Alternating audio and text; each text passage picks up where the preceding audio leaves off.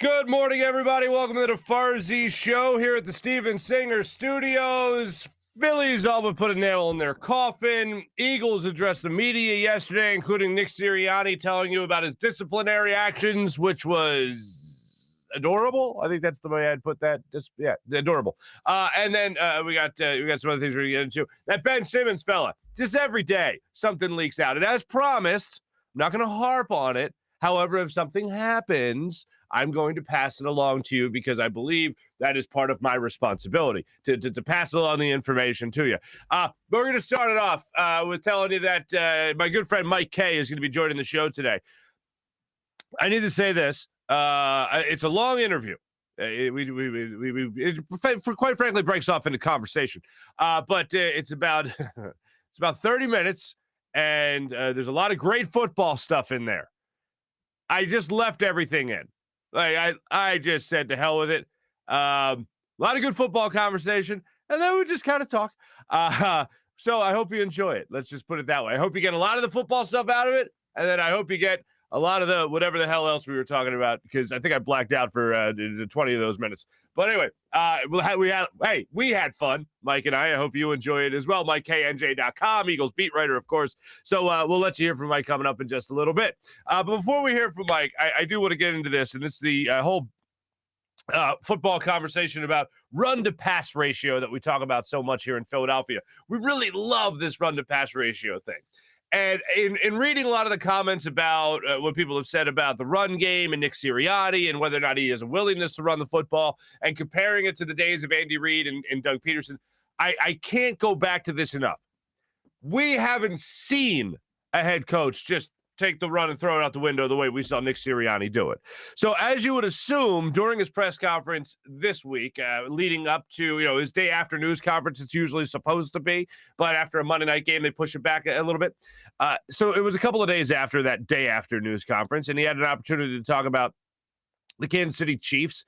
I really don't think they got brought up too many times. I think we were still trying to cover everything that fell apart in Dallas on Monday night. So Nick Sirianni was asked a lot about his run-to-pass ratio, about getting Miles Sanders involved. He was also asked about his quarterback and what exactly his quarterback did do wrong, because Jalen Hurts tried taking full responsibility for everything that went wrong in the game, and that just wasn't the case. So Nick Sirianni covered the whole gambit yesterday, but we're going to start it off with something that drives me absolutely crazy. I think we all know, better than probably a lot of other fan bases throughout the NFL, what an RPO is. And going through the Chip Kelly era here in Philadelphia has certainly made us all experts in that regard, as far as what an RPO is. Run pass option. It gives you an option of putting the ball in the stomach of a running back, surveying half the field and going, oh, look, the defensive end is coming in at the running back. I can read him, and I can go out and run if I'm the quarterback there. Nick Foles even did it a couple of times in terms of actually running the football.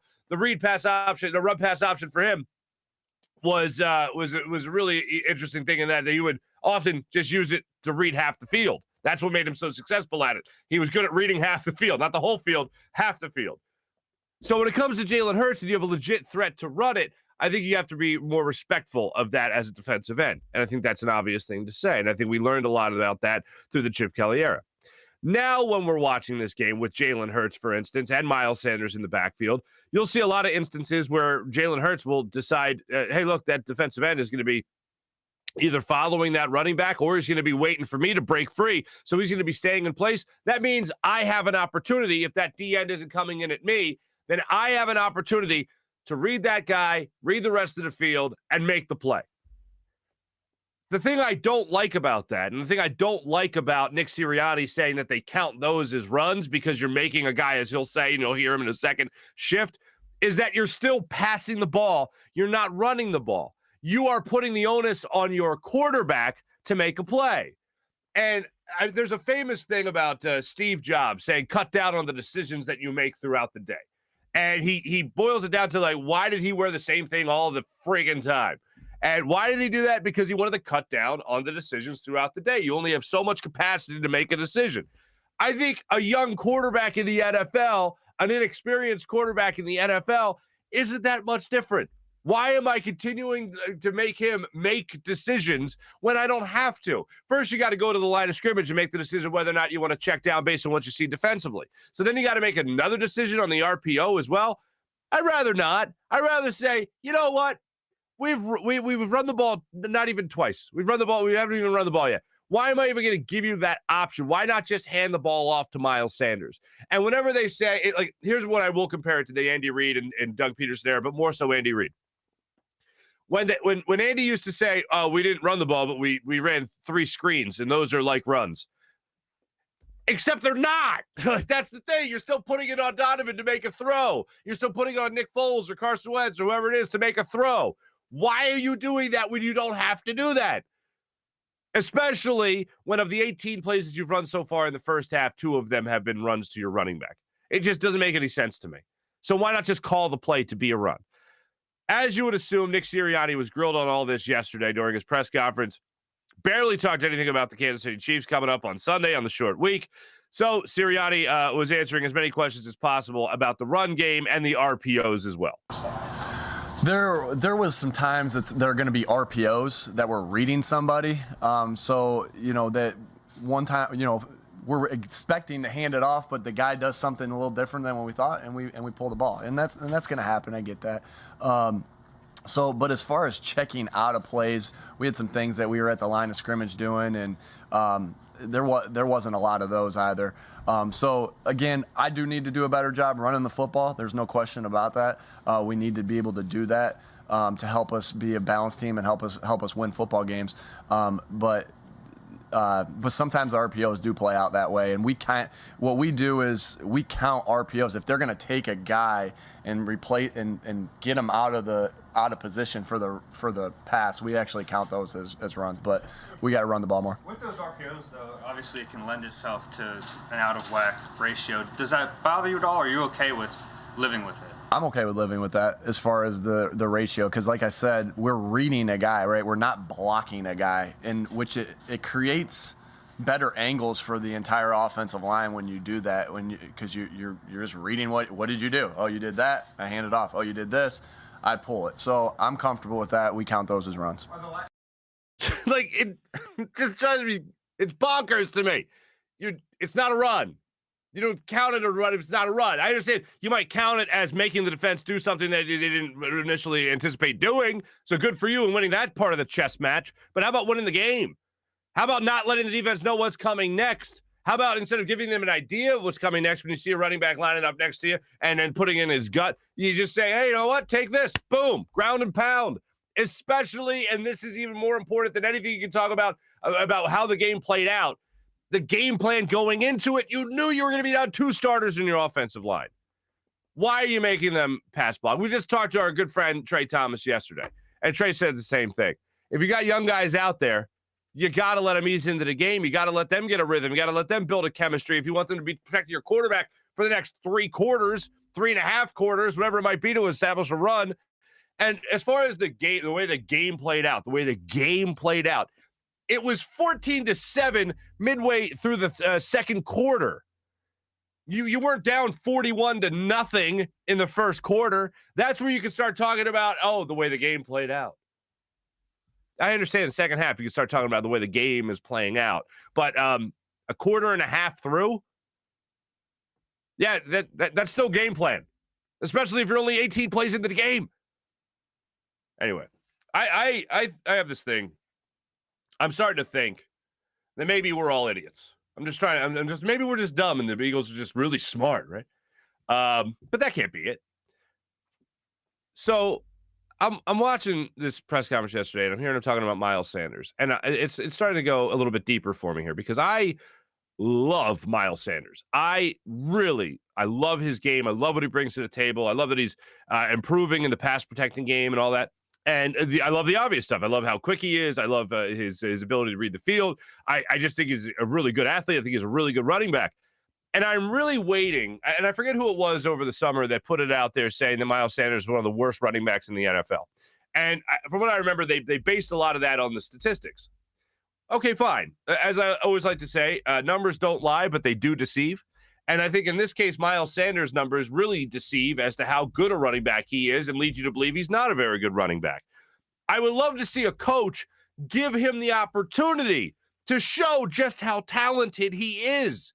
But for whatever reason, Doug, even though he had some, Miles Sanders had some big home run plays for him. One comes to mind with him against the Buffalo Bills a couple of years back where he ran a draw play and Miles Sanders, I believe it was 68 yards for a touchdown on the ground.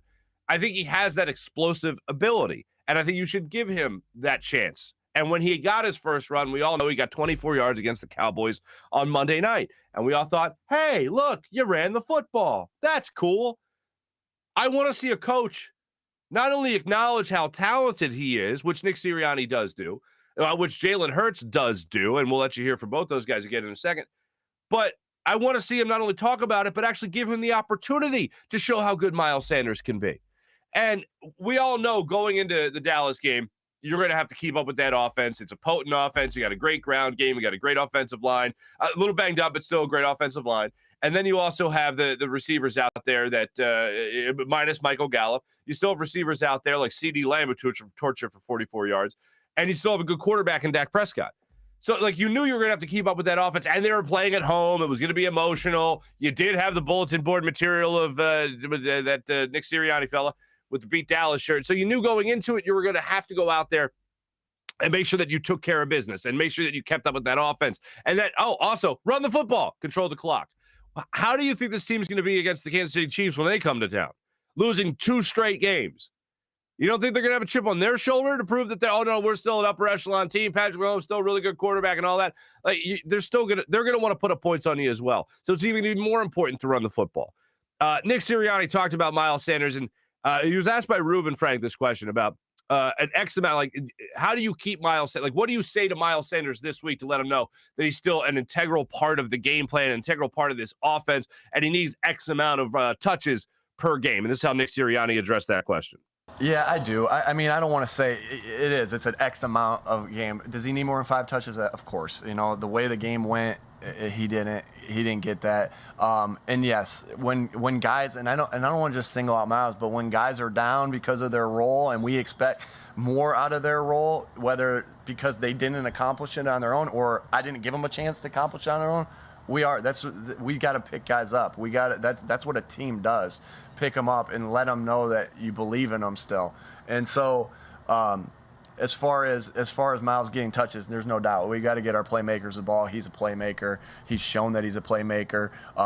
Whether it's in screen game, whether it's out of the backfield or getting the ball. That sounds like a great idea to me. Let's see it actually happen. Let's see it actually happen. All right, instead of just acknowledging how great he is and how talented he is, let's see him actually get the opportunity to put that on full display. Let's see that happen. I'd be all for it. The other thing, look, Jalen Hurts didn't play his best game. We all know that. He didn't play a good game, flat out. Nick Sirianni had a worse game than the game before. It was just mind-numbing. And your entire team goes through, 14 penalties in this particular game? And Derek Barnett, we see again, get a penalty in this game. So how do they correct this mistake? Because similar to turnovers, you don't want to be giving their offense or giving your opponent any more opportunities to have success. Losing yards, getting the ball pushed back on offense, giving yards back to their offense on defense when a guy like Derek Barnett jumps off sides, encroachment, whatever it might be, defensive holding. Whenever that happens with a guy like Derek Barnett, it seems to always just infuriate you more because it seems to always be Derek Barnett, as we think Nick Sirianni's lips were caught saying at the Monday night game. So one of the questions that came up in this press conference was how all the penalties are falling on the Eagles right now. What do you do to correct that? What do you do to discipline this? How do you hold guys accountable? Because one of the other things coaches love talking about is how they hold people accountable. So you have seen this, and you'll see it up here because you probably saw the memes of Nick Sirianni holding up his paper and going like that, right? I just made a meme for myself. But he goes into detail about how they try to correct these mistakes. And the whole time he's doing it, I had one thought rattling around in my brain, and I'll explain that to you in a second. But here's Nick Sirianni talking about how he holds his players accountable. It's a bit of a long cut, just to let you know. But here's how Nick Sirianni holds his players accountable when it comes to penalties, which the Eagles are on pace to just shatter penalty records in the NFL. Players being I think that when you hold a player to a standard, I don't want to say it that way. When you hold a player to a standard, you just point out the mistakes. It's as simple as hey, here's what went wrong. Here's what the standard is, and that's what our job is, to paint the picture. Obviously, the standard in penalties is don't jump off sides, don't both sides of the ball, right? But you paint the standard of what's required on each play, and when the play is met, when the standard is met on the play, you congratulate and you get excited about it. When it's not, you correct it, and it's really as simple as that. So when we're watching tape, if this was the tape right here, and we're watching the film right here, right, the play's up at the top, the numbers of who made a mistake on the play are down here at the bottom left. And so that's every play that they watch. Practice, game, it doesn't matter. It's down here at the bottom left. So every play they're getting corrected visually, and then they'll hear us talk about it. The way you handle it is different every time. Sometimes it's hey, we got to do this here, boom, boom, boom. Sometimes like, hey, we got to do this. It's just, the tone's different every time. So they correct the mistake by telling the player they made a mistake. How is that different than like what the ref does in the moment? Like, that's what I was thinking about. Like, there's no reprimand. Like, I'm not looking for Nick Sirianni to be like, Derek Barnett, take a lap. Like, I'm not looking for that. I mean, that'd be nice, but I understand that's not the NFL. I get that. But it's like, all I can think about when he's like, oh, when they make a mistake, you know what I do? I put their number down here on the thing, and I go, there's your number. You did that. That's what the ref does. How do you actually correct the mistake? How do you drill it into a player's head that they can't continuously make these mistakes throughout any given game, throughout their career if you're Derek Barnett? And that question was not answered. Now, the funny part of all of this, not funny, haha, funny, ironic, was that Derek Barnett is a defensive player. Okay, let's just get that out of the way. And Darius Slay is a defensive player. During Darius Slay's press conference, he was asked about those numbers that appear in the lower, right-hand corner of the screen about the guys that made mistakes. And Darius Slay had no idea what the hell the reporter was talking about. And he goes, oh, no, that's what Nick Sirianni does. He's in the offensive room. I'm in the defensive room. So then they don't do that for a guy like Derek Barnett? I don't know what the hell to believe. One of the other things that jumped out to me was Nick Sirianni was talking about how Jeff McClain from the Inquirer asked him about Jeffrey Lurie, if he has regular scheduled meeting with Jeffrey Lurie. And Jeff, I think, was the one that reported that there was a regular meeting between Doug Peterson and Jeffrey Lurie, where they would talk about the previous game and game plan and all that stuff. And Nick Sirianni says, no, there's no scheduled meeting on a weekly basis with Jeffrey Lurie. And he goes, this is what makes it such an amazing organization, is that Jeffrey Lurie's at practice every day. And I'm like, yeah? What's he doing in practice every day? Is he telling you not to run the ball by chance? Is he telling you about the game plan and what he wants to see coming up against the Kansas City Chiefs in this regard? Because I wouldn't put it past him. I used to really love Jeffrey Lurie for the idea of that he wasn't a meddling owner. But now he's a totally meddling owner. And you know what? Part of me doesn't really blame him for that. I remember talking to Hugh about this a while back. Like, there are people, like myself, that have been around pro athletes and all that stuff, and they give you some inside information you just wouldn't think about because you didn't play in the league. And I think that there is such a thick, heavy line between the guy, like the way guys like me talk and the way the guys that played the game talk. Like I'll try not to tell you what's the line from Good Will Hunting. I'm not going to tell you what it's like, what it smells like in the Sistine Chapel. Although I can't answer that question. Moldy, smells moldy, mildewy. But like, if I didn't live the experience, I don't want to tell you about the experience. You leave that up to the players to do that. That's why I have those guys on, for instance. So I think there's a very thick line between that. But Jeffrey Lurie, a guy who owns a football team, who's been around plenty of pros for 25 plus years, like, imagine how that guy feels about inside information. Like, I think he thinks he really knows something about football. And you know what? He probably does. Through osmosis, you're around it that much. I'm sure you know a thing or two about the game. But when it comes to actual game plan, when it comes to actually knowing what players are going to do, you're not as hands-on as your coaches So that's where I think you have to leave it to them. And you haven't come up with a pedigree through the game like a guy like it was a college athlete at a small school like Nick Sirianni. You don't have that same accoutrement, right? You don't have that same acumen as other guys, rather. So to me, I leave it to your coaches. But I still don't doubt that he has heavy influence on the game plan. So don't doubt it even a little bit. And as I said yesterday, to not run the ball the way Nick Sirianni didn't run the ball, that's astounding to me. That makes me think that there's another influence there with a heavy hand, as was reported by Zach Berman over the summer, and as was reported by Jeff McClain over the summer as well. So it's not exactly a baseless feeling to get when it comes to this Eagles team. Now, as far as the what do you got here, the accountability and all that stuff, that's fine. I just don't really see it as like you're acknowledging a mistake, but still the way to correct it seems ridiculous to me. There's really no better way to acknowledge the power Miles Sanders can have on a game, the impact he can have on a game, than to listen to your quarterback talk about how pivotal his role in the offense is. And when you only see him get 5 touches in a game, it makes you think, he's one of your best players.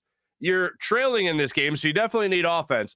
Why am I not putting the ball in the hands of one of my best players? It makes you scratch your head just a little bit. So Jalen Hurts was asked about that. Reuben Frank again, definitely banging the drum for Miles Sanders here, and rightfully so, because it's just egregious what happened. And Jalen Hurts went out there and talked about how great a player Miles Sanders is, how much they need him in this offense. To what you guys want to do on offense? He's a pivotal part in this offense. One of the top running backs in the league. He's got to get his. And it's a complete team effort, so this whole nucleus of people we have here, we're all growing, we're all together, we're all finding each other and creating an identity. Well, for as far as the identity goes, the identity needs to be Miles Sanders running the football. And I don't think you can look at Jalen Hurts and really take him away from the category of, young rookie-ish quarterback. And I touched on it yesterday. You even see this with Baker Mayfield. Granted, they have a two-headed monster in the backfield there. You don't have that so much here in Philadelphia. But I look at some of these quarterbacks and how they're coming up. Guys like I mentioned Trevor Lawrence yesterday. You can certainly talk about Baker Mayfield, the way he's come up with the Cleveland Browns. Those guys have running games that they rely on to bring these other quarterbacks along. To bring those guys along, they rely on a run game. I don't think the Eagles are ever going to be in the Jeffrey Lurie, Howie Roseman era a run-first team by any means. I think those teams are, they just don't exist the way they used to. So I'm not looking for that. But I am looking for you to help your younger quarterbacks along. Like, you look at these offenses around the league, they do have a much more balanced attack. They're not nearly as reliant on an RPO game as the Eagles are. You know what they do, which is really crazy? They take away the option of the run-pass option. And they just say, no, run. That's it. They don't need no option. Just run. Beat them on this play. No games. No, nothing like that. Just beat them on this play. And for some guys, it helps the offense. Why not try helping out Jalen Hurts? Only seems like the right thing to do at this point. You can't have 2 games in a row the way the Eagles just had and then make it 3 games in a row against a formidable opponent like the Kansas City Chiefs. Formidable. Dominant opponent like the Kansas City Chiefs that, unfortunately for them, had not been that dominant this year, which only makes me shake in my boots a little bit because of how much of a huge boulder they're going to have on their shoulder when they come into this game. Forget the chip. It is just going to be ridiculous, and I do not feel good about this game on Sunday. And I would love to talk to the person that looks at this game and goes, no, they got Patrick Mahomes just right where they want him. No, thank you. Let me tell you about my good friend Steven Singer of Steven Singer Jewelers. Steven's amazing. That's plain and simple. Some jewelers, they say, hey, here's the sale. We got this marked down, whatever, every once in a while. Steven gives you the perfect price every single time. So go to the other corner of 8th and Walnut. Go to IHateStevenSinger.com. Make yourself an appointment. Walk in, and a real jewelry expert will show you all their inventory. Their beautiful diamond engagement rings. Their gorgeous, sparkling tennis bracelets, gorgeous necklaces, all the diamond inventory, all the jewelry inventory. They all have it right there at Steven Singer Jewelers. Don't know anything about diamonds? That real jewelry expert is going to treat you like family, make you feel comfortable as you go through the entire process. It really is amazing. I knew what I wanted for my wife's engagement ring. Other jewelry I've bought my wife there, this is what she likes. What do you guys think? What do you have? They show me a couple of things. Boom, right there. That one's perfect. It's beautiful. And as I said, every single time you get the perfect price at Steven Singer Jewelers. So this way, when you go to another jeweler and they mark things up just to mark it down in front of you, you feel like you're getting a deal. At Steven Singer, you don't have to worry about that. And the guy next to you is not paying any more or less than you. The person next to you is not paying any more or less than you. They're paying the same price, the perfect price every single time. So you get treated like family, and that's what I love about Steven Singer of Steven Singer Jewelers. The other corner of 8th and Walnut, online at IHateStevenSinger.com. That's IHateStevenSinger.com. Always fast and free shipping at IHateStevenSinger.com. Before we get to Mike Kaye, I left this out. I could have waited till after, but I didn't. I wanted to get this in now. So now another report has come out regarding Ben Simmons. The report is perhaps even more obvious than other reports that have come out that have been pretty obvious. The report now is that Ben Simmons is willing to hold out the entire season and forfeit all his money, basically, to just not play in Philadelphia again. Okay. Let me steal a line from Norm Macdonald. This brought to you by Duh. Like, there's no other report that's going to come out like, oh, well, Simmons might bend. No, that's not coming out. That's not happening. His feet are dug in. He's done. It's over. I know Stephen A. Smith had a huge rant that made its way around the airwaves yesterday and the Twitterverse yesterday, social media and all that stuff. And I agree with everything he said. I've said for a long time, even before I heard it from Stephen A., about how good Ben Simmons can be and how good a basketball player and how great he can be, MVP candidate, all that stuff. LeBron James, if he just gets a jump shot, that whole thing. I think he needs threes to be LeBron James, so it's quite a ways away. And free throws, so even more of a ways away. But still an MVP candidate if he corrects those two things and actually adds them to his arsenal in the game. Again, this is just another story that's come out. I'm just passing it along. That the Ben Simmons camp is saying they're going to hold out the whole season if that's what it takes to get traded. What a coward. I'm not going to lose my mind. I'm not going to do all the things y'all think I'm going to do, which is flip out, man. I'm just going to be chill. I'm going to be cool. I'm not going to lose my mind just yet. But I will say, it made me start going back in my mind because it started the wheels turning on the I'm taking my ball and I'm going home, right? Like that's a baby, and we've made that identification before. A baby, he's a big baby, coward, right? Yeah. So I was thinking about his career, and I was thinking about just in the times that we've really paid attention to Ben Simmons, starting at LSU. Everything has been given to him. He looked unbelievably disinterested at LSU throughout that entire year of college. He chose not to participate in the NIT. So then LSU was like, I guess we're not going to participate in the NIT, which I could get. But even after looking disinterested in college, not learning to shoot in college, he was still taken number 1 overall. They still gave him the title of number 1 overall pick. He didn't play his rookie year. And hey, these are the rules.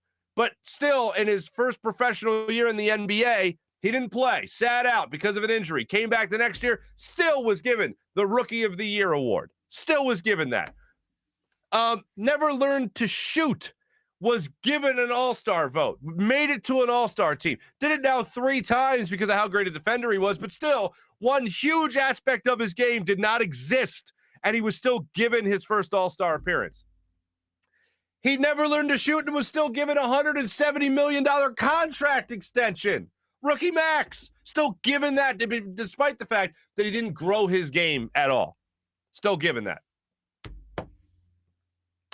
Defensive player of the year. All right. He came into the league, pretty good defender. I'll give him, I'm not going to give him that. No, he earned that. I will say he earned that. Second in the MVP. But guess what? He still hasn't won defensive player of the year. Second best defender in the league means, what's the old cliche? Second place, first loser, right? But still, people look at him and go, oh, it's still defensive player of the year candidate. But they say it with the mystique and the majesty of the fact that he was a defensive player of the year. No, defense candidate, second, right? Given a lot of things throughout his career. And now, after, I do believe Joel Embiid's comments had something to do with it. I certainly believe Doc Rivers' comments had something to do with it. I certainly believe the Sixers willing to trade him for James Harden had a lot to do with it. You can even go back to some other things that have happened throughout his time here in Philadelphia. But we are seeing right now a guy in Ben Simmons. Did I say I wasn't going to lose my mind? I'm not losing my mind. But when we watch Ben Simmons, whenever he comes back, whatever team he plays for, I have said before that I am hoping for the most thunderous boo we have ever heard in Philadelphia. I want it to make Jimmy Rollins return to Philadelphia after he made the front runner comments, where I think he was booed for 90 straight seconds. And every at bat after that, it was a little bit less. I want it to like be more than that. I want it to be more than who was it? Anytime Vince Carter touched the ball in that series against Allen Iverson in the playoffs back in 2001. Like, I want it to be the worst possible boo the most thunderous, venomous boo we've ever had in Philadelphia. Like, I would love for that night, all the things that people love bringing up. Like, I think I've said this before, I would love for like Santa Claus to move over and be like, yeah, well, they booed Ben Simmons, and then people not even know, like, forget about Santa Claus. Like, I want it to be so famous how we welcome Ben Simmons back that I want it to lead all the papers, all the tweets, all the headlines, wherever he goes. Oh man, I got to be there that night just to hear what it's going to be like, because there is really no athlete that I can think about that would deserve more of a "you quit on us." You quit on the process. I mean the process, not Joel Embiid. Well, him too. More than what we could hear from Ben. But I'm not going to lose my mind over it.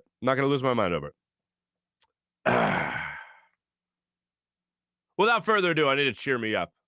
I already mentioned the Phillies lost, right? Yeah, that happened. So they're done. Well, they'll be done tonight. We'll get more into that in our morning rush segment. But without further ado, I want to talk to you. I want to introduce you. My good friend Mike Kaye of NJ.com. Bit of a long one, folks. About 30 minutes here. A lot of football conversation, a lot of not so much. Hope you enjoy it. Here is our good friend Mike Kaye joining us on the Rothman Orthopaedics guest line.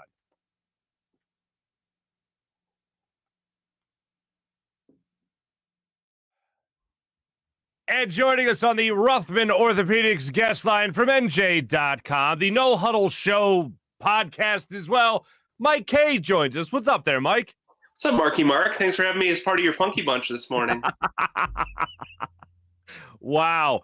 Most solid open we have had to date on the Farzy Show by a guest. Good hustle to you. I was going to say, you and Paul Hudrick, Sixers writer Paul Hudrick, have something in common. Every time you guys come on the show, you look different. You got the goatee going now. You used to have like the wrestler hair going on. Now you got the goatee going on. How often does the goatee make an appearance? Well, so when I was growing up, Dave Grohl, well, he's still my musical hero, but he used to change up his facial hair like all the time. And so for some reason, I just like to switch it up every now and then. I typically have a beard for about 8 months of the year. I have this for like 2 months of the year. And then, it's a dealer's choice from there, I guess. But that's the uninteresting history of my facial hair since probably 2007. Yeah. Oh, wow. Okay. Well, it's interesting to me. A lot of stuff I want to get to you regarding the Eagles, and you're just the man to talk to. You just wrote a great article on NJ.com right now. People can check it out regarding what the Eagles are going to do with the guard positions with Landon Dickerson. Now you also have Isaac Seumalo, who's out, Nate Herbig, Brandon Brooks still out. So we'll figure out how all this works. Also, the run game, the RPOs, and exactly what Nick Sirianni intends to do. with improving the run game. So let's start it off with that offensive line. You heard Nick Sirianni speak today. We played some of the cuts earlier in the show from his press conference. When it comes to that offensive line in the guard position, what do you think the plan is going forward, Mike Kaye? Well, Landon Dickerson, you noticed after the game, or at least a lot of people noticed that he was limping after the game. He practiced today, or he practiced on Wednesday. They listed him with a hip injury. He was limited. I expect him to play. Now, from there, it's kind of, wide open. The Eagles don't want to share what their competitive advantage is when it comes to who's going to be the guard in the lineup. If I were a betting man, which I am, I would guess that last year's fourth-round pick, Jack Driscoll, will be one of the starting guards on Sunday, if he is healthy. Nate Herbig was the guy that replaced Isaac Seumalo in the fourth quarter. Didn't play particularly well, but he's more of a natural right guard. If they keep Landon Dickerson at right guard, I expect Jack Driscoll to play on the left side. If they move Dickerson, who I believe is more of a natural fit at left guard, to the left side, I think you're either looking at Driscoll or Herbig. But to me, I think that Driscoll makes a lot of sense. He's extremely athletic. He can get out in space. They like him a lot. Stallin's a big fan of his. Said that he was one of the guys that really, when he went back and looked at and reviewed the season, he was one of the guys that really stood out. They've been using him mostly at right tackle, but this year they used him at guard more. The people in the league that I spoke to coming into the draft and post-draft when he was selected said that he was probably a better fit for guard, actually. So it was a little bit surprising that he ended up at right tackle. They want to get him on the field. Lane Johnson obviously plays right tackle. He's going to be here long term. You've got interior line positions that aren't settled for the next few years, with Isaac Seumalo having this injury and becoming a free agent eventually. Brandon Brooks coming off another injury, and Jason Kelce potentially retiring. So if you're looking at Dickerson as the center, or Seumalo as the center of the future, Dickerson potentially being that guy too, you've got to figure out your guard spots. And I think Jack Driscoll is the guy that they want to get on the field. When you look at Andre Dillard, the way he played the left tackle position Monday night, what did you make of his performance? I thought he played well. I mean, I wouldn't give. I wrote this. I wouldn't give him a merit badge. He did his job. That's a good way to put it. That's a great way to put it. He gave up a lot of pressure. He had one late penalty, but the game was kind of out of reach. So all you do is send guys to create pressure. I thought he played well. He was in the national spotlight. He was if he was part of the problem, he was like the 25th guy on the list, which is really all you can ask for. I mean, the guy hadn't played in a full regular season game in almost 2 years. So I think from his perspective, it was a win. I think from the Eagles' perspective, if they end up bombing the season and want to trade assets, it's a good performance to put on tape. On top of that, they got to feel better about their left tackle depth throughout the rest of the season if they are going to contend. Certainly. And one of the things we'd like to see that offensive line do is block not just for a passing game, but hey, how about this, a running game, which we didn't see a lot of in Monday Night Football. I know you were one of the guys there asking about Nick Sirianni regarding about the whole running game situation and Miles Sanders and RPOs. I understand that in an RPO you could check to the run. It's literally run pass option. So why wouldn't you just call a running play if you notice your quarterback is continuously passing the football or it's a passing play? What's to prevent a head coach or a play caller from doing that?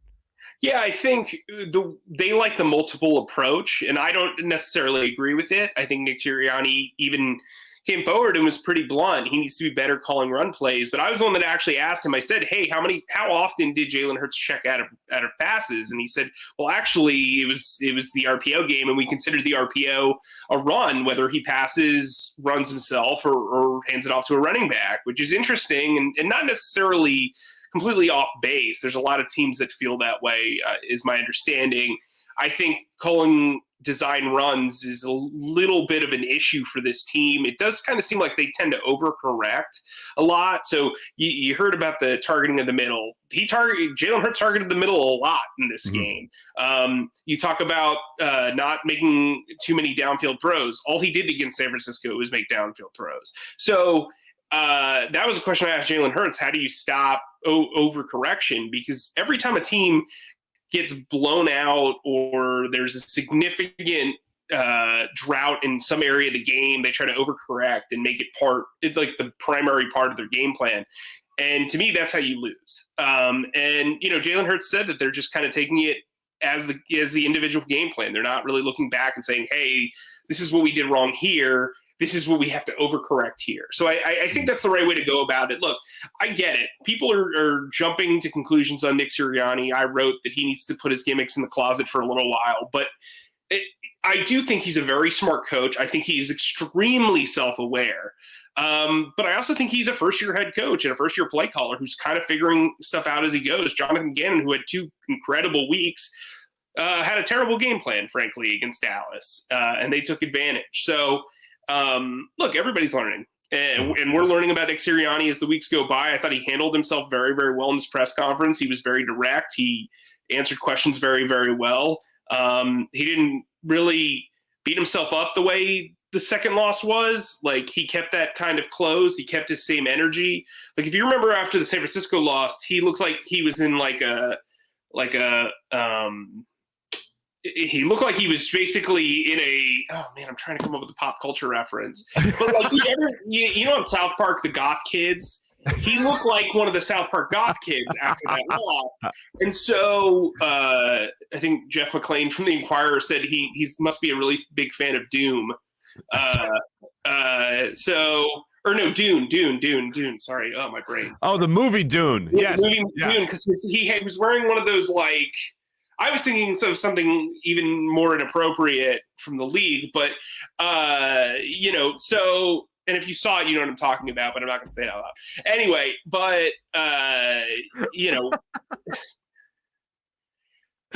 collect myself. But today, look, he was animated. He was himself. I think having that extra day to kind of figure out what went wrong and really talk to his coaches about it. Look, he was, and I kind of grilled him about, holding people accountable and how you can, Tim McManus has 2 great questions about Derek Barnett. And so I followed up with, like, if a guy's continuing to make mistakes, what do you do? What are the stakes in those mistakes? Right. And Nick said, look, I know what you're getting at. I trust Derek Barnett, but when a guy is continually making mistakes, whether it's via a play or via a pre-snap penalty, he's not going to be on the field if he continues to make mistakes. Yeah, he just threw out the name Kenny Gainwell just as an example. He wasn't, really highlighting him, but he just said if a guy makes that same mistake on a running route or a passing route, whatever it might be, if they continue to make it, they're not going to be playing. So I guess if this continues with Derek Barnett, that is exactly what he's saying, that you won't be seeing him as much or anybody that makes that many mistakes. Overall with Nick Sirianni, because I am one of those people, and I don't like to do this, I don't like to hit the panic button, but I'm looking at Nick Sirianni and I'm panicking. Because we have been through in this city, Doug Peterson and Andy Reid, and those guys that I've been saying all week would abandon the run, but they would at least start out using the run a little bit. Sirianni just seemed to be completely ignoring the run in this game. Do you think he overcorrects going forward, or does he at least just correct going forward? Thinking to himself, oh my goodness, my quarterback is throwing every play. Let me just call a run play to help him out here to make sure he's not taking the pressure here. Is there any chance even that happens coming up against the Chiefs? Well, I asked him immediately after the game, given the fact that you thought it was going to be a shootout, wouldn't you want to control the clock and control the rhythm of the game with a run offense? And he kind of said, in hindsight, yeah. Like, I think he gets it. I think okay. The point's been made. But you know what? I think we've dwelled on this running game, run pass ratio a lot this week. I think the penalties are a massive issue. Mm-hmm. This is a young team, and they've come off undisciplined. Look, 35 penalties through 3 weeks. That's an Eagles record. And they're on pace to smash the league record of 163 in a season. So I think that's a big issue. I think the defensive plan was a big issue. And look, Jalen Hurts didn't play well. Frankly, he did not play well. If he doesn't have 2 second-half touchdowns of the garbage variety, right. Not garbage, I shouldn't say that, but of the makeup play from behind from a big, a big drop, a lopsided loss sort of thing, we're talking about a completely different, QB rating. We're talking about a different box score. We're probably talking about, hey, how much longer can this go on? So, look, I think everybody deserves a piece of the blame pie. I know Jalen Hurts said that, he takes it on himself. He wants to flush the deuce. Another question I asked. But that was you. That was you leading to the deuce quote. Good job. Yeah. They say I just get the quotes. But I'm just kidding. But I think this team. It's the goatee. It's the goatee, Mike. It's the goatee. I do think this team is very self-aware in the fact that they know where the heat is coming from. They know where the criticism's coming from. Will that add up to wins? Who knows? But we're going to learn a lot about this team over the next 4 weeks. I have something coming out on Thursday morning about basically this is a gauntlet. Okay. They're playing 4 teams in the top 10 in offense, in the Chiefs, in Philly. Then they play Carolina, who is the top defense in the league, and they're top 10 in total offense on the road. And then they face the Tampa Bay Buccaneers on Thursday Night Football. They're, I believe, 8th in the league in total offense, and Tom Brady and his weapons are great. Yeah, and points are 3rd, I believe. Yeah. And then they go to Las Vegas. Yeah. And then they go to Las Vegas, who's ranked 1st in the league in offense. And their defense is pretty good with Gus Bradley as well. So, I look, we're going to learn a lot about this team through this. If they can go 2-2 or even 1-3 in this stretch, they'll set themselves up for a fairly softer schedule in the second half of the season. I still think they're going to contend for the division. I mean, in a way that the Giants and Washington will not. I agree with that. I think Howie Roseman and Nick Sirianni should have been direct at the start of the season and said, look, this is a rebuild, but we're not just going to treat it like a rebuild. Mm-hmm. So that way you get the messaging out. They made it sound like they're going to contend for the division. And I get it, in a bad division, you think you got a shot. Mm-hmm. And now with 7 playoff spots, you think you have a shot. And realistically, they do. If you've watched the way the NFL has unfolded over the last 3 weeks, it's a bunch of teams that are doing great, a bunch of teams that are doing horribly, and then everybody else is in the middle, and you kind of don't know what to make of them. The Eagles are one of those teams. And I think, look, maybe it's a little optimistic, but I've seen this coaching staff in training camp. I've seen their intelligence up close and personal. I don't think the offensive line issue is as dire as everybody else thinks it is. I think if they have one more injury, then it's kaput. But look, a lot of these guys got experience last year, and they spent a 2nd-round pick on Landon Dickerson. So I know I'm rambling on here, but I'm not as doom and gloom as maybe the majority of people watching this team are. Gotcha. Two quick things for you. One, Jonathan Gannon, he just the media today. You were there for that as well. When it comes to Jonathan Gannon, what did he say he needs to do coming up against the Chiefs to maybe bounce back from the performance they had against the Cowboys? Well, I think he needs to scheme better. He took responsibility for CeeDee Lamb's big catch on the first series, said that was complete, and nobody busted coverage there. That just was schemed against really properly. And then the Dalton Schultz first touchdown, again, was a scheme issue. So I think he just needs to look in the mirror, and I hate to take the coach's speak there, but that's really what he has to do. He has to rework his stuff because, frankly, he was terrific against San Francisco and Atlanta. Now, I saw this. This is the big story that come out of practice today. Brandon Lee Gouton was able to get a couple of snapshots here of Nick Sirianni speaking with his hands. And then you say, to be fair, this is how I always talk per fellow beat writers. What's going on? What's the scuttlebutt? Do you talk with your hands there, Mike? Oh, I do. If you watch me in press conferences, I'm extremely here, I'll pretend you're a coordinator. So, Marc, how do you feel the linebackers have played so far this season? What's your assessment of them? What do they need to do well? I talk like that. Yeah. Okay. But if I'm having a side conversation and I'm either really heated or it's hot out and I'm annoyed or I'm tired, which chances are is true because my kid's going through hey, I'm going to sleep with you guys or I'm not going to sleep at all phase. So Great. Yeah, I will talk, and it's the New Jersey thing, but I also think I get it from my mom and my dad, and we're all very expressive is what I would say. If you watch me in a press conference, man, there's some faces made, good and bad, I'm sure. But I'm sure my colleagues appreciate it. But I like to keep it light. Even Brandon Gowden says that I'm always like hot and bothered, and so does Zach Berman. But like, I'm actually in a pretty good mood, man. I got nothing to complain about, really. This is not a rip on either of those two guys who I very much like, but Brandon and Zach are very similar in terms of that. Like, they're always right here. They're just chill, man. They're just chill. Yeah. You and we got a little bit of a fire to us, my friend.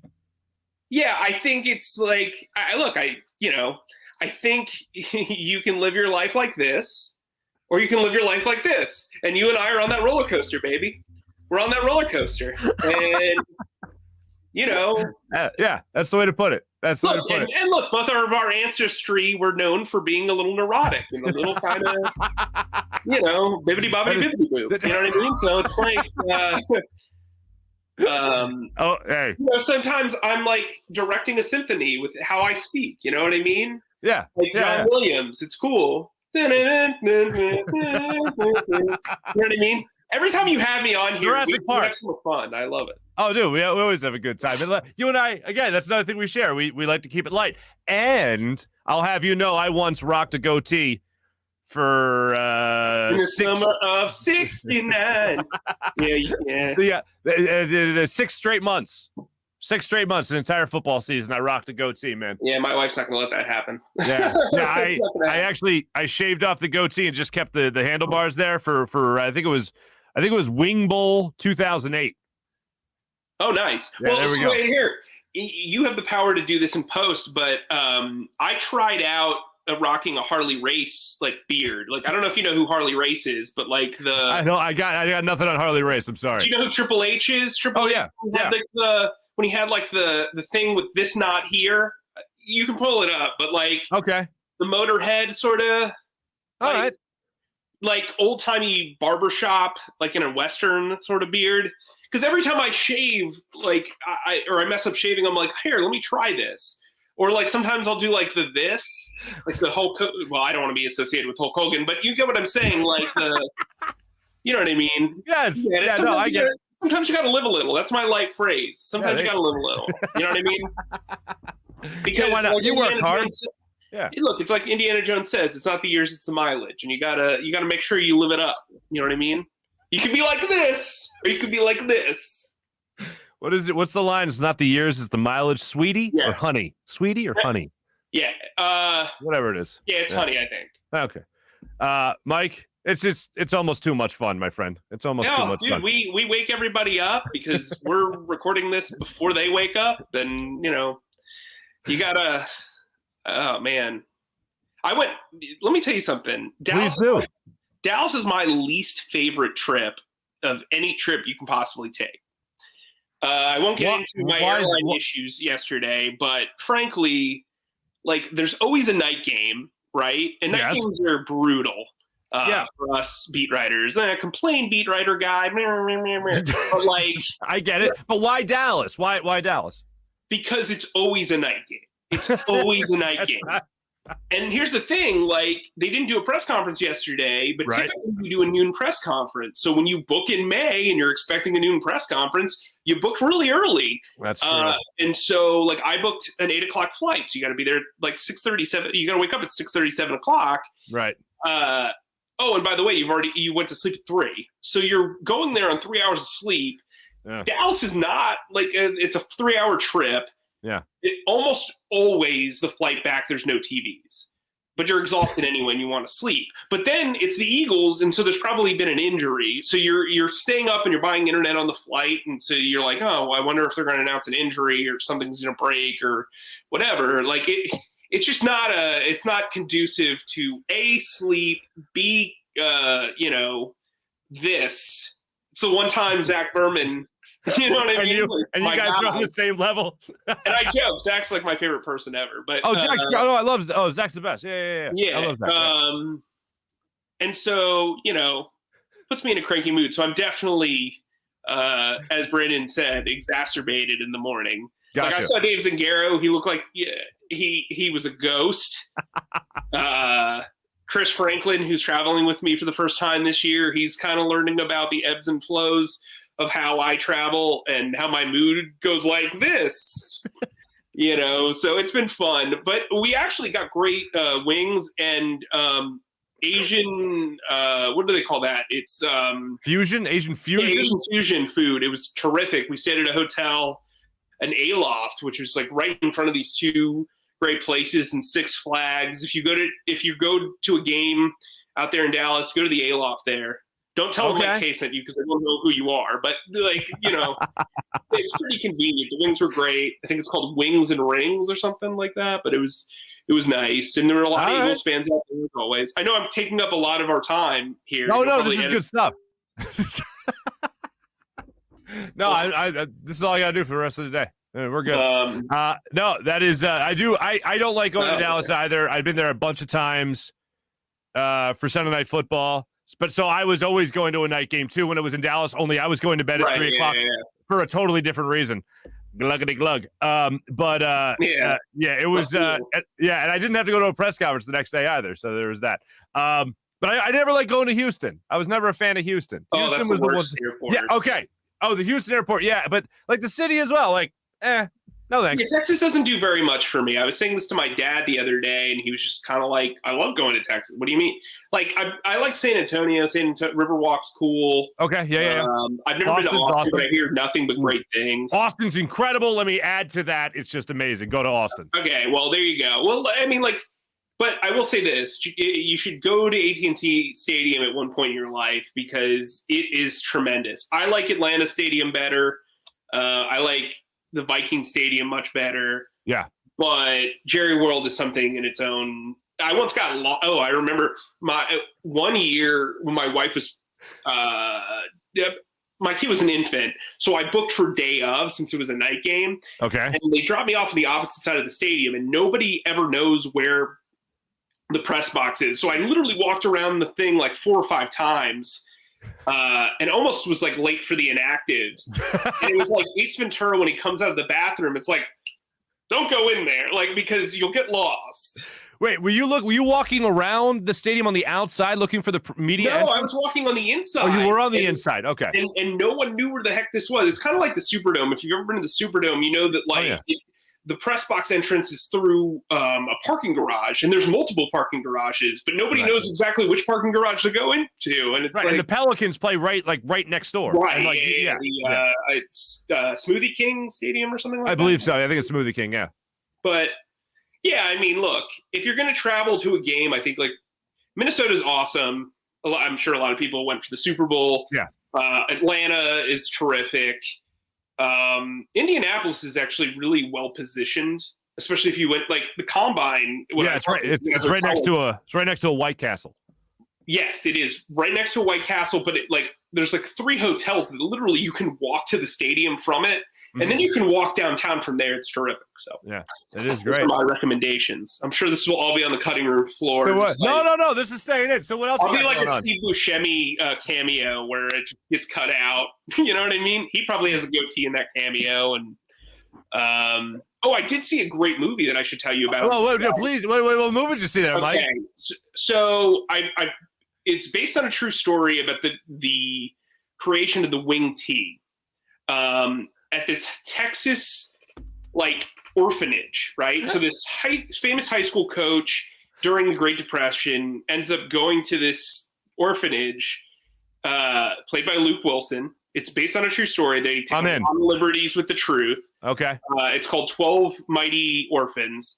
But, during the Depression, there were bootleggers who were killed. Their kids went there. There were people that worked, the oil rigs who died, and their kids went there. Anyway, so this coach comes there. I don't want to spoil anything, but they invent the wing tee there. But apparently this high school coach was one of the innovators. He eventually left for SMU, but he was one of the innovators of the spread offense.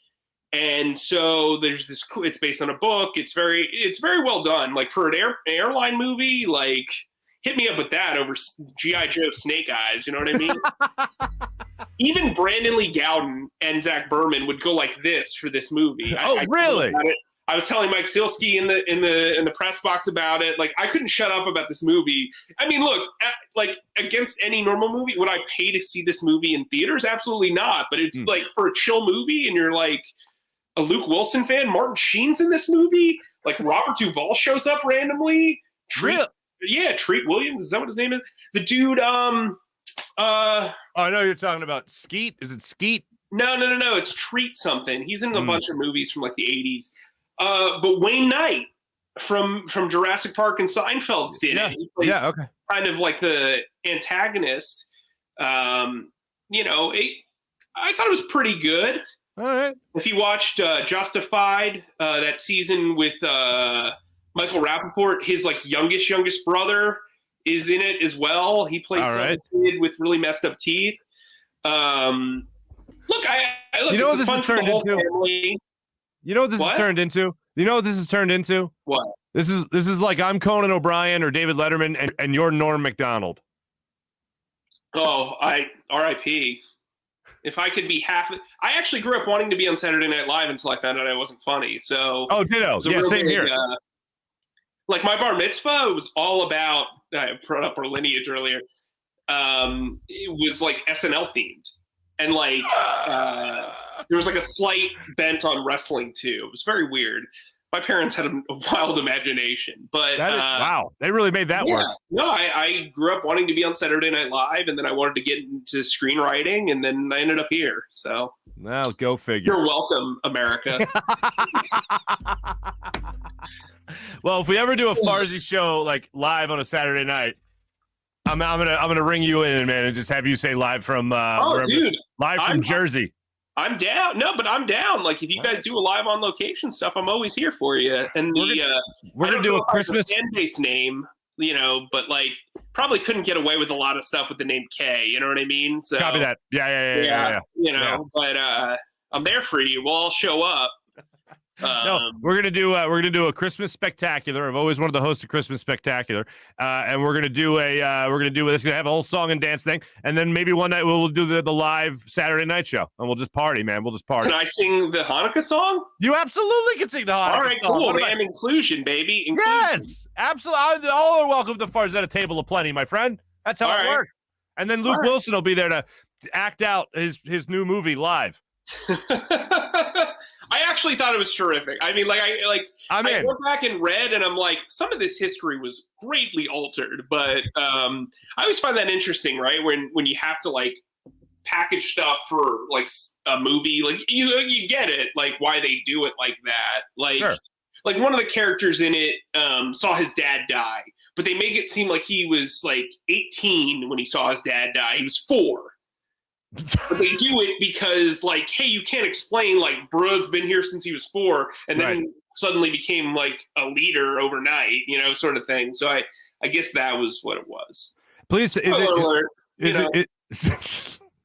well, you already said they were orphans, so I imagine his parents weren't, like, doing well. Like, I mean, it's not like, no, I guess that's fair. I guess he wasn't, like, handed abandoned? over after a tic-tac-toe contest gone wrong or something like that, right? But you're expecting it like, I just showed up here. Like, I guess that's a fair. My parents were lame. Really, mine are dead. So you know what I mean? Like, it wasn't like he hop, skipped, and jumped into this place. But the guy actually went on to have like an NFL career. By the way, there are two characters in the movie that in real life actually went on to have NFL careers. One played for the Giants and made Pro Bowls. The other one played for the 49ers. And apparently was like one of the hardest hitters in the history of the NFL. So, wow. There you go. I feel like they were mighty orphans. That's what they were. That's what the name of the movie was. So, I mean, I'm in. I'm watching this movie. I'm checking it out in my mind because you said Luke Wilson. I'm hoping it's shot very similar. What's the guy's name? The Royal Tenenbaums movie. The whole thing. Wes Anderson. Wes Anderson. I'm hoping it's a Wes Anderson film. No, that would have to star Owen Wilson. This is the more serious of the Wilsons. Right. But Luke Wilson was also in Tenenbaums. Yes, he was. Yeah. Okay. But like he's always like the less zany guy. He's always like this, what they would call a straight man in a comedy duo. You know what I mean?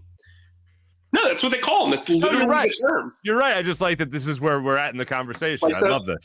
The guy who's like this. This guy's like this. The guy who's like this. It keeps coming back. It's context clues. I really hope you edit out all this stuff. No, Mike, all this is staying in, bro. All this is staying. I'm not cutting out a damn thing. What are we on? 31 minutes? I'll tell you right now, the audience, they enjoyed every goddamn minute of this, my friend. Every goddamn minute. You dropped a GD on here, man. It's the internet. Who cares? Yeah, I've actually been told that by some people that work in radio. It's wonderful how that happens. Mike, No Huddle Show. So make sure you check that out.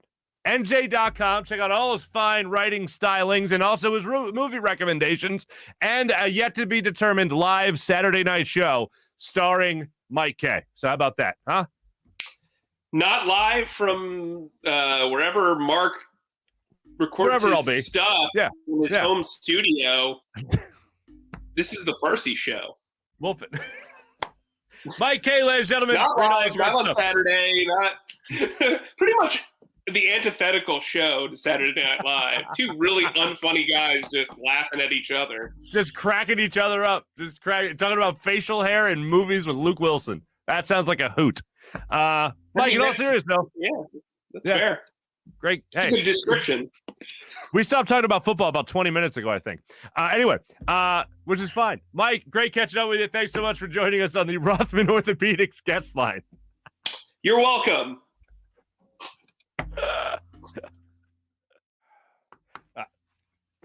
I don't know. I don't know what the hell happened. I pretty much, and I was talking to PJ, producer Jim, and he goes, "That's probably the greatest open to an interview ever."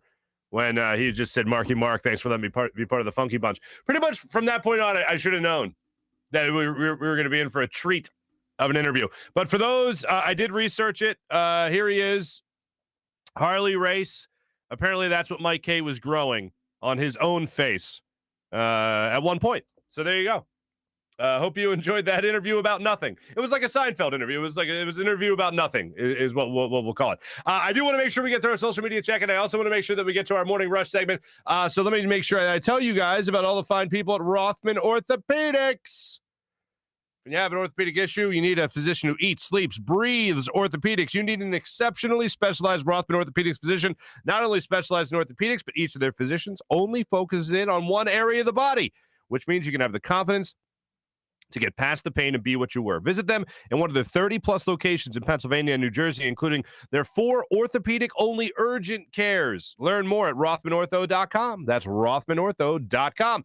How about BetQL? Use promo code Farzy. That's promo code Farzy, and you can take advantage of your own sports book when you download the BetQL app and make the smart bets. Their best bets computer model scans over 350,000 unique bets per year to give you the best bet recommendation for every game across all major sports and gives you the reasoning behind why you should place that bet. Their model covers everything from point spreads, over-unders, player props. Told you, my buddy Matt Gower getting married. He has a bachelor party going on. They hit me up for a couple of bets. I gave him a couple of bets based on what I saw at BetQL. They don't want to. If you don't want to use their model and you prefer to do your own research, you can use their BetQL models to do your own research because they have all the necessary tools for your betting research needs. Everything from sharp data, line movement, team summaries, lineups, injury, breaking news, leaderboards to track your own success. They got it all. Head to the App Store or go to Google Play Store as well to download the BetQL app. Steak and Maine tomorrow. Tomorrow, I'll be over there, Steak and Maine, enjoying a fine tomahawk steak, Northeast Maryland. Whether you dine in a more upscale steakhouse, their upscale steakhouse or casual bar and patio, you'll enjoy the highest quality of prime meats, fresh seafood, world-class oyster bar, and freshly prepared sushi. All that in an extensive wine list, including their own Cavada Cellars wines. Open every day for lunch, dinner, and Sunday brunch. Steak and Maine in Northeast Maryland, voted #1 place for steaks in America by the Travel Channel and the Cooking Channel. Check it out for yourself. Go to steakandmaine.com for more information. Windview, we know that it was an important series for the Phillies. It still is. You can still take advantage of some great stuff at Windview. Like, for instance, this series deciding the season right now. If you want to take advantage and take action to make it more interesting, WinView is the app for you. You can play pregame contests where you answer questions before the game, or Or you can take advantage of all the other great contests that they have. Right now, there is a progressive jackpot promotion of about it's over $3,000. All you need to do is make 10 correct predictions in this Phillies Braves series during the pregame contest. You'll win a share of that jackpot. This isn't daily fantasy. This isn't a sports book. Just questions about the Phillies. Get the app right now. Winview.tv/Farzy. Winview.tv/Farzy. So make sure you enjoy all that WinView has to offer. And make sure you're following all the sports stories across all social media platforms with PHL Sports Station, Philadelphia Sports Station, enhancing your Philadelphia sports fan experience. Now let's get to our morning rush, our social media check-in brought to you by Steak and Maine and steakandmaine.com. Here's what we got going on, ladies and gentlemen. Plenty to get into here with you guys. Let's see. April, good morning. Dan, good morning. Vince, good morning. Mally, what's up, Cody? What's up, Cody? I'm missing why Cody says adorbs. But okay. I always knew Farzy could last 30 minutes. What? What do we got going on there? What are we talking about here? Hope to see you. The Phillies. Phillies are bad. Ronald, what's going on? And there's always a part where one of the parties black out with Farzy. Did I miss something here? I don't know where that's coming from, but all right, let's party. That's fine. What else do we got going on? I don't call him two kids Marc for nothing. What? All because I had my kid on here the other day? Oh, Dan, I totally mansplained an RPO. Me scusi for that. Hurts is a problem throwing to his receiver instead of throwing to where the receiver needs to be. RJ, I don't disagree with that. The perfect example of that, I know it was technically a drop by Devontae Smith across the middle in the third quarter, was it? Where the defensive back came in and slapped that out of his hands. That ball's in front of Devontae Smith. That's, they get 40 yards on that play because of Devontae Smith's speed. But yeah, certainly Jalen Hurts needs to throw the where he's going to be, not where he's at. Mally, Sirianni, part of the Wentz trade. Chiefs run defense isn't great. Maybe they'll use Sanders this week. All right, let's hope so, Dan. I'll cross my fingers for that. Just watching Sirianni talk, Mally says. Yeah, there's a lot going on when he's talking. As someone that talks with his hands quite often, yeah, I even notice it. Like it does. I look at it and I go, that's even more than me, which is weird. April. April's not looking at a big production here. I don't disagree. Larry gives me the Ben Simmons angry face emojis. Ray's saying, with or without Simmons, the Sixers are still maybe a 7th or 8th best team in the NBA. So no chance of winning again. I have no interest in the NBA because all the superstars making powerhouse teams. Ray, that is a knock I have on the NBA as well. I don't really like that too much. And I actually want the commissioner to get involved here. Just because I know that we would boo Ben Simmons even in our own jersey. Just an unbelievable amount. And I almost would look forward to that. Ray, Phillies 2, 3, 4, 5 hitters, 0 for 16 with 6 strikeouts. Who pitched last night? Sandy Koufax? Ray, Ray, are you my dad? Because my dad always finds ways to work Sandy Koufax into conversation. And I wouldn't put it past my dad to have a burner account on here, just making sure. And plus, the way you talk is a lot like my dad. And I mean that as a compliment because I love and respect my father. Every time he says RPO, I hear Delco. April, you got to run the RPO. By the way, have I ever told you guys how much a Delco accent and a Baltimore accent are strangely similar?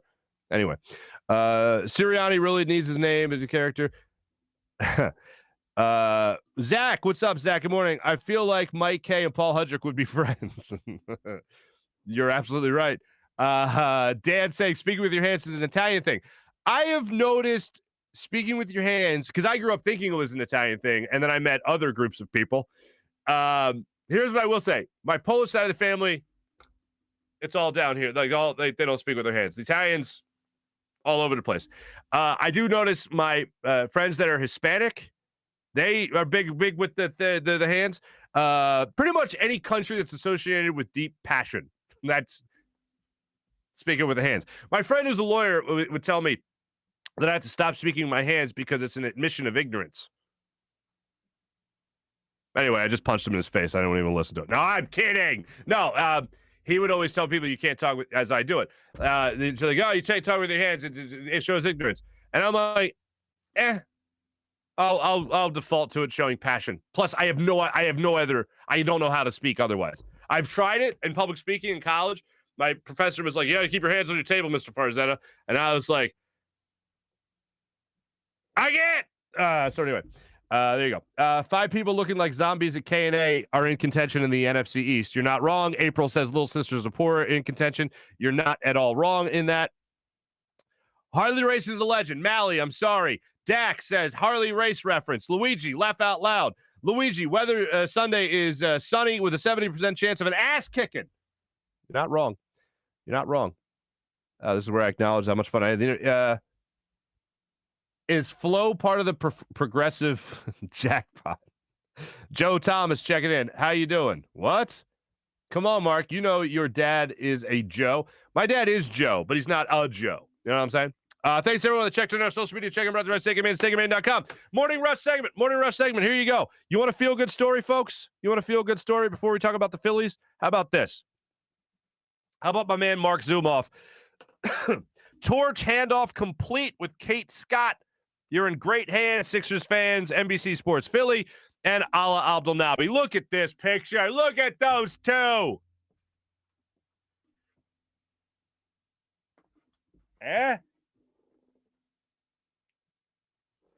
They look great.